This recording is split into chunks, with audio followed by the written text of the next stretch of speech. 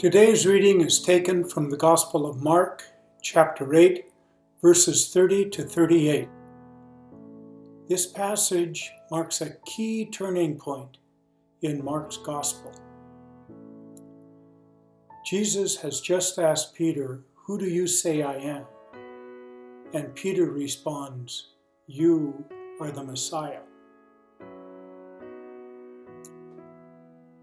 Jesus warned them to keep it quiet, not to breathe a word of it to anyone.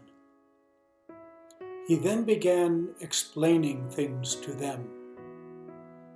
It is necessary that the Son of Man proceed to an ordeal of suffering, be tried and found guilty by the elders, high priests, and religion scholars, be killed, and after 3 days rise up alive.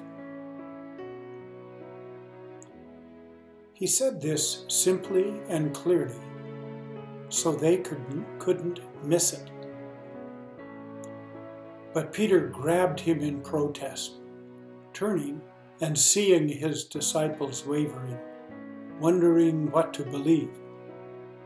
Jesus confronted Peter.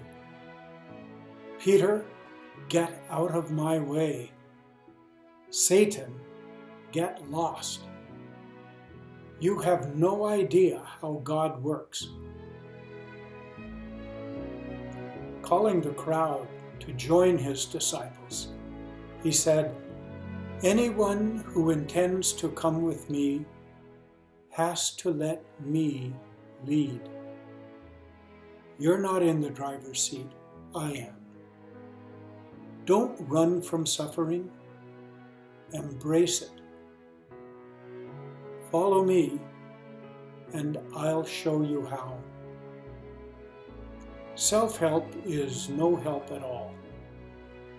Self-sacrifice is the way, my way, to saving yourself, your true self.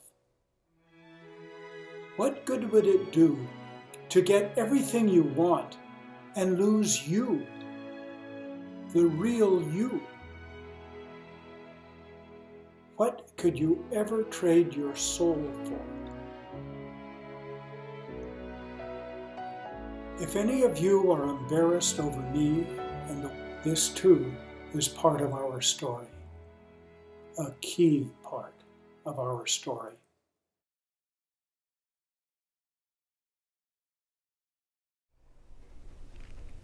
There was once someone who did such amazing things and said such amazing things that when they asked him who he was, Jesus said, "I am the light."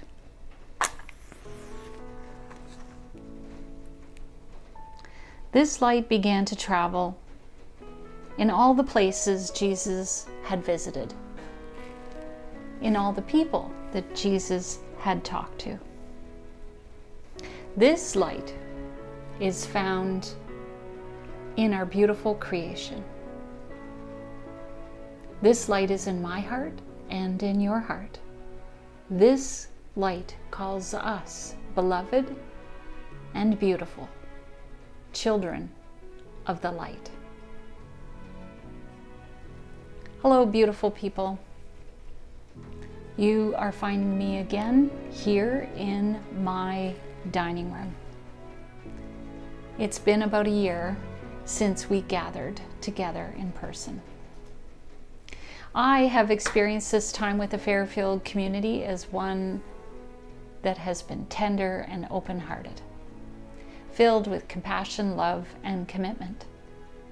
The challenges of selling and leaving our building and the ways of being church, packing up the things that are important to us, has created a culture that is refined, clear, and resilient.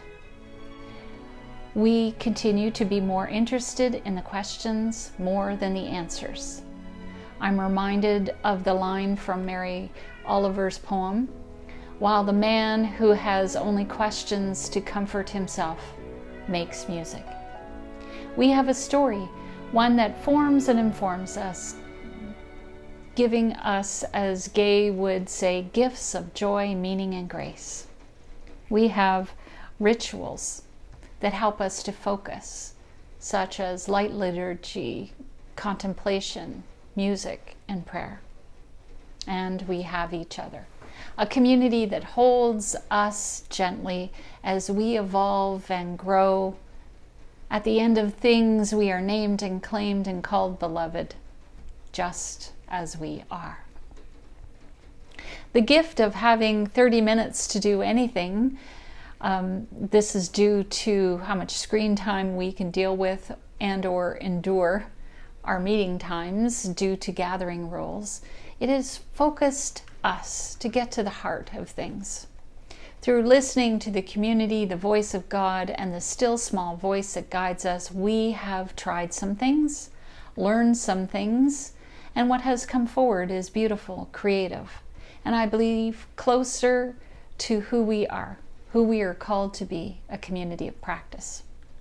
When you have nothing to lose, you have everything to gain, or as Jesus said, for those who want to save their life will lose it, and for those who lose their life for my sake and the sake of the gospel will save it. I'll be the first to say we've lost some things, like assisting in worship in care homes, our chanting group. This is the first year we will not be gathering for a sock toss. It's been a year, a pandemic year, a year when we have been asked to be apart physically. This year we have come together in extraordinary kind of ways. Here's our family slideshow to share with you how we have evolved and grown as a community. Builds and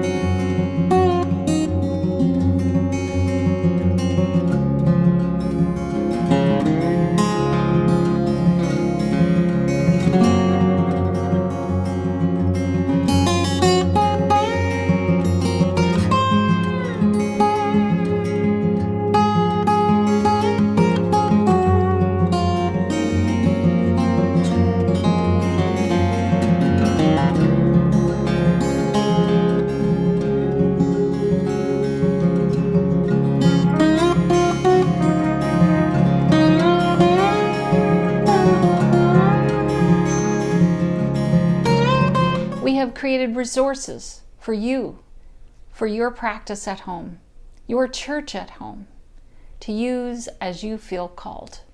On our website, we have sermons and spiritual practices. We have a book list that's specifically about justice issues that speak to our context. All of this is for you to use as you need.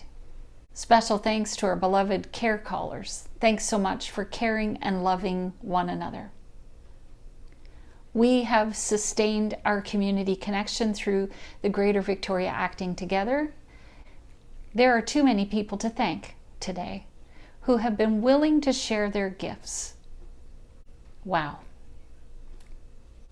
What a year. Last year, our focus was on community relationships, congregational growth, and spiritual deepening.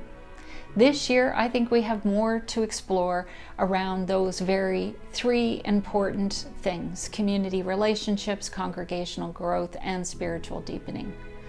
So as we move forward, I am confident we will learn more about ourselves and the community that we serve. Thank you for all the ways that you contribute and for all your love and support for this ministry and for this community. Amen.